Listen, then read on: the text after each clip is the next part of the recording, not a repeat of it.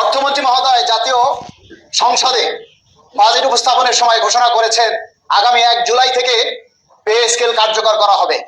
বিশ্বাস করবেন, কথাটা শোনার সাথে সাথে কলিজাটা এত বড় হয়ে গেছে, কিন্তু যখন শুনেছি ধাপে ধাপে দেওয়া হবে তখনই মনটা কালো হয়ে গেছে। আপনারা জানেন দীর্ঘ 11 বছরে দ্রব্যমূল্যের কি পরিমাণে দাম বেড়েছে, এটা আপনারা সরকারি বেসরকারি প্রতিটা মানুষ সেই দ্রব্যমূল্যের সাথে আপনারা সংগ্রাম করে যাচ্ছেন। আমি শুধু একটা কথা বলি যে অতীতের যে 3টা পে স্কেল আপনারা দেখেছেন, সেই 3টা পে স্কেল কোনো পে স্কেলই কিন্তু 2 ধাপের বেশি বাস্তবায়নের জন্য সময় নেয়নি।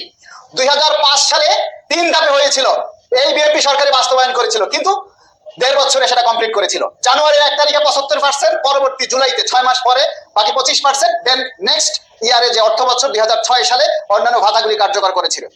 2009 সালে 2 ধাপে, প্রথম ধাপে মূল বেতন, দ্বিতীয় ধাপে অন্যান্য ভাতা। 2015 সালে এককভাবে পে স্কেল বাস্তবায়ন করেছিল, কিন্তু প্রজ্ঞাপনের যে বিলম্বিত সময় সেটার জন্য বকেয়াটা ধাপে ধাপে দেওয়া হয়েছিল।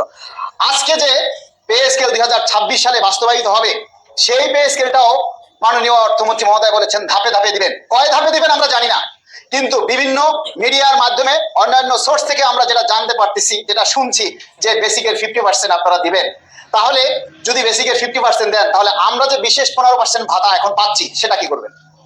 অতীতের কোন পে স্কেল যখন বাস্তবায়ন করেছিল তার পূর্বে আমরা প্রায় 20% মহার্ঘ ভাতা পেতাম। সেই মহার্ঘ ভাতাটা তখনই প্রত্যাহার করা হতো যখন সম্পূর্ণ বেসিকটা একবারে বাস্তবায়ন করা হতো। সম্পূর্ণ বেসিক বাস্তবায়ন না করে আপনি বিশেষ প্রণোদনা বা বিশেষ ভাতা যেটা, সেটা প্রত্যাহার করা হবে সম্পূর্ণ অমানবিক। আমরা চাই এই যে এখন যে পে স্কেলটা বাস্তবায়ন হবে, সেটা আমরা 11 বছর পর কোনো ধাপে চাই না। 3টা পে স্কেল পর্যায়ক্রমে হয়েছিল 5 বছর পর পর, তখন কিন্তু দ্রব্যমূল্য এত উচ্চ পর্যায়ে ছিল না। আজকে 11 বছর পর 2026 সালে যে পে স্কেলটা হয়েছে, সেই পে স্কেলের সময় আর 2005, 9, 15 সালের সময় কিন্তু এক না। বাস্তবতা, দ্রব্যমূল্য, মূল্যস্ফীতি ব্যাপক পরিবর্তন হয়েছে। সুতরাং আমরা এই 26 সালে এসে আমরা কোনো ধাপে পে স্কেল চাই না। আমরা 2টা পে স্কেল প্রাপ্য হয়েছিলাম এর মাঝে, সেই পে স্কেলের সমন্বয় করে 35,000 চেয়েছিলাম, আপনারা সেটাকে কাটছাট করে 20,000 নামিয়ে নিয়ে এসেছেন। সর্বোচ্চ চেয়েছিলাম 1,40,000, সেটাকে বাড়িয়ে আপনারা 1,60,000 করেছেন। আমাদের বৈষম্য আপনারা কমিয়েছেন। বাহ, এই হলো রাষ্ট্র। বৈষম্য কমানোর জন্য চাই, আপনারা বৈষম্য বাড়ালেন। আমরা চাই যেহেতু 1,60,000 করছি, সেখানে আপনি দেখেন যদি 78,000 টাকা কাট করে বাড়তি হয় 82,000 টাকা, তাই এই 82,000 টাকা থেকে যদি আপনি 50% দেন, তাহলে 82,000 50% হয় কত? 41,000 টাকা। এই 41,000 টাকা থেকে ওনার যদি 10% করতেন হয়, তাহলে উনি পায় প্রায় 35,000 টাকা। আর আমাদের 8,250 টাকা বাড়ানো হয়েছে 20,000। যদি সেই 20,000 এর বাড়তি অংশ হয় 11,700 সামথিং, সেখান থেকে আপনি যদি 50% দেন তাহলে কত আসে?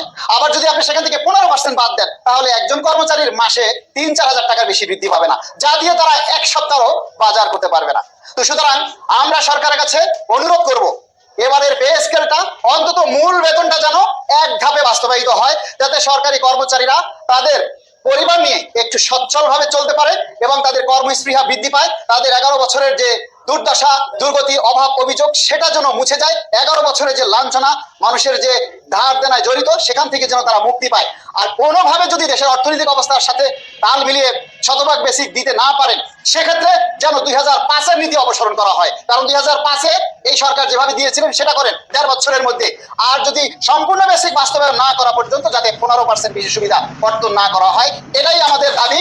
আমরা চাই আগামী বাংলাদেশ একটা দুর্নীতিমুক্ত বাংলাদেশ হোক, একটা স্বনির্ভর বাংলাদেশ তৈরি হোক। আমরা সরকারি প্রজাতন্ত্রের কর্মচারীরা এই রাষ্ট্রটাকে উন্নয়নের দিকে আমরা এগিয়ে নিয়ে যাব। বর্তমান সরকারের সাথে কাঁধ মিলিয়ে আমরা একটা সুন্দর রাষ্ট্র গড়ে তোলার জন্য আমরা অঙ্গীকারবদ্ধ। ধন্যবাদ সবাই।